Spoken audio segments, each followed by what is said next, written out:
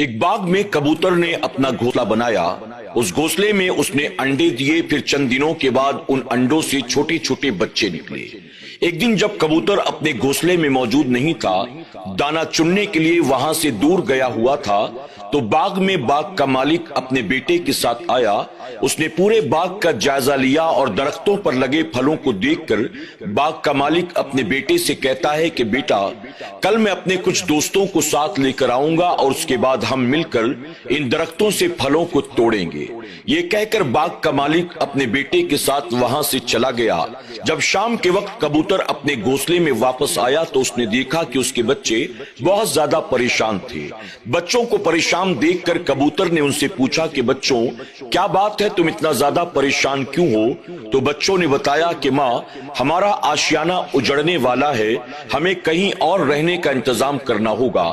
کبوتر نے حیرت سے پوچھا کہ آخر تم ایسا کیوں کہہ رہے ہو؟ تو بچوں نے پوری رودات سنا دی۔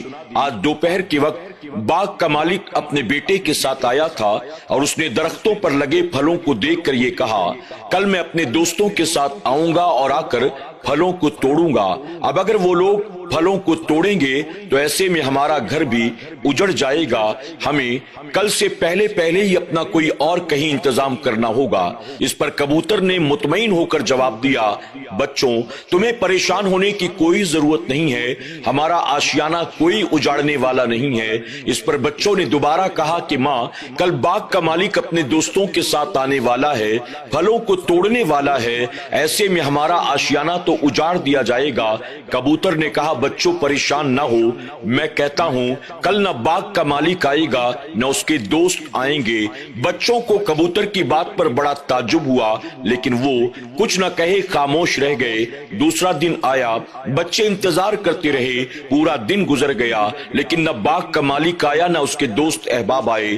تیسرا دن بھی گزر گیا، چوتھا دن بھی گزر گیا، یعنی ہفتہ 10 دن ہو گئے، نہ باغ کا مالک آیا نہ اس کے دوست آئے۔ تقریباً 10 دن کے بعد باغ کا مالک پھر دوپہر کے وقت اپنے بیٹے کو ساتھ لے کر باغ میں آتا ہے۔ کبوتر اس وقت باغ میں موجود نہیں تھا، گھونسلے میں صرف بچے موجود تھے۔ باغ کے مالک نے تمام درختوں کا اور درختوں پر لگے پھلوں کا جائزہ لیا اور جائزہ لینے کے بعد اپنے بیٹے سے کہنے لگا، بیٹے، پھل پوری طرح سے تیار ہو گئے ہیں، اب اگر انہیں توڑا نہ گیا تو یہ خود بخود نیچے گر جائیں گے اور سب خراب ہو جائیں گے، ہماری پوری محنت ضائع ہو جائے گی۔ میں نے اپنے دوستوں سے کہا تو تھا، لیکن میرے دوست صرف وعدے پر وعدہ کرتے ہیں، ٹال مٹول کرتے ہیں، وہ آنے کے لیے تیار نہیں ہیں۔ ایک بار پھر میں ان سے بات کرتا ہوں، اگر وہ مان گئے تو اچھی بات ہے، ورنہ مجھے کچھ اور انتظام کرنا پڑے گا۔ مجھے کل کسی بھی حال میں اپنے دوستوں کو ساتھ لا کر پھلوں کو توڑنا ہی پڑے گا۔ یہ کہہ کر باغ کا مالک چلا گیا۔ شام کے وقت جب کبوتر واپس اپنے گھونسلے میں آیا تو اس نے دیکھا آج بچے پہلے کے مقابلے زیادہ پریشان اور گھبرائے ہوئے لگ رہے تھے۔ کبوتر نے بچوں سے پوچھا، آخر بات کیا ہے؟ تو بچوں نے پھر سے پوری کہانی سنا دی۔ آج باغ کا مالک آیا تھا اور کہہ رہا تھا، کل کسی بھی صورت میں اپنے دوستوں کو لے کر آؤں گا اور باغ کے پھلوں کو توڑوں گا۔ اگر اب بھی پھلوں کو نہ توڑا گیا تو یہ پک کر نیچے گر جائیں گے اور سب خراب ہو جائے گا، ہماری پوری محنت ضائع ہو جائے گی۔ ہمیں لگتا ہے باغ کا مالک کل کسی بھی صورت میں آ کر رہے گا، پھلوں کو توڑ کر رہے گا۔ ماں، ہماری خاطر کہیں اور رہنے کا انتظام جلد سے جلد کرنا ہوگا۔ کبوتر نے پھر اپنے بچوں کو مطمئن کرتے ہوئے کہا، بچوں، تمہیں پریشان ہونے کی کوئی ضرورت نہیں ہے، نہ کل باغ کا مالک آئے گا نہ اس کے دوست آئیں گے، کل پھل توڑنے کے لیے کوئی نہیں آنے والا ہے، تمہیں پریشان ہونے کی کوئی ضرورت نہیں ہے۔ آخر کار بچے ماں کی بات پر مطمئن ہو گئے۔ دوسرا دن بھی آ گیا، باغ کا مالک نہ آیا۔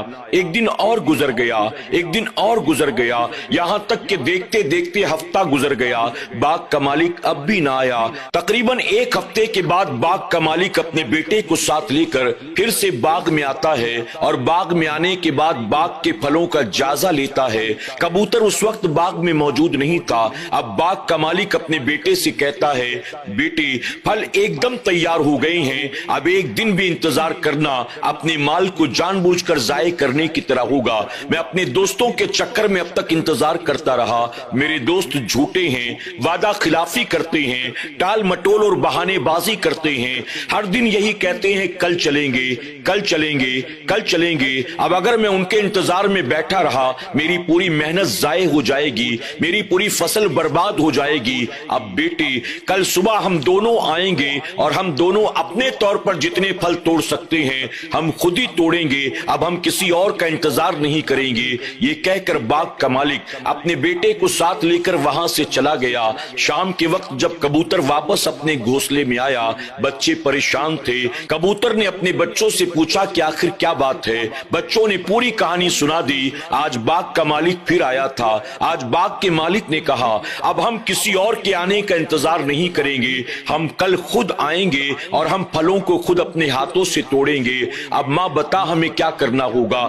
باغ کا مالک کل آئے گا کہ کل بھی نہیں آئے گا؟ اس پر کبوتر نے کہا بچوں اب ہمیں کل صبح ہونے سے پہلے پہلے اپنا کہیں اور انتظام کرنا ہوگا، اس کی وجہ کہ کل باغ کا مالک یقیناً آئے گا اور کل آ کر اپنے بیٹے کے ساتھ مل کر وہ پھلوں کو ضرور توڑے گا۔ اس پر کبوتر کے بچوں نے حیرت سے کبوتر سے کہا ماں پہلے 2 مرتبہ تو نے کہا کہ باغ کا مالک نہیں آئے گا تو واقعی وہ نہ آیا، اور کل کے تعلق سے تو پورے یقین کے ساتھ کہتی ہے کہ وہ ضرور آئے گا، آخر ایسی کیا بات ہے؟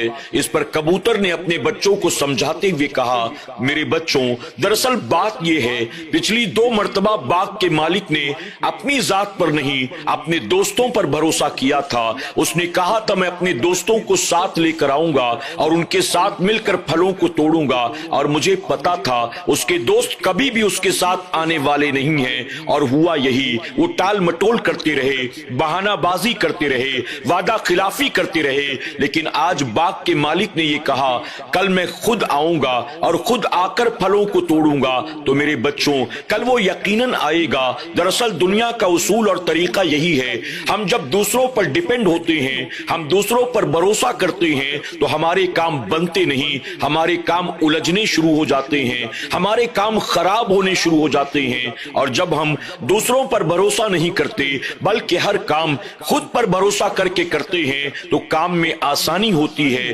کام مکمل ہوتا ہے۔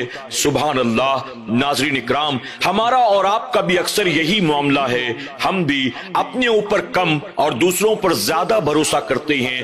فلاں سے کہہ دوں گا وہ یہ کام کر دے گا، فلاں آ جائے تو یہ کام کروا لوں، فلاں چلا جائے تو اس کو یہ کام کہہ دوں۔ اس طرح سے ہم دوسروں پر ڈیپینڈ رہتے ہیں اور نتیجہ یہ ہوتا ہے ہمارے کام بنتے نہیں ہیں، بگڑنے شروع ہو جاتے ہیں، جبکہ ہمیں چاہیے ہم اوروں پر جتنا بھروسہ کرتے ہیں اس کے مقابلے خود کی ذات پر بھروسہ کریں، اور ہمیں جو کچھ بھی کرنا ہے اپنے اوپر بھروسہ کر کے آگے بڑھیں۔ اللہ تبارک تعالیٰ مدد بھی فرمائے گا، اللہ کام میں آسانی بھی فرمائے گا، اور ہمارے کام بگڑتے نہیں بلکہ بنتے نظر آئیں گے۔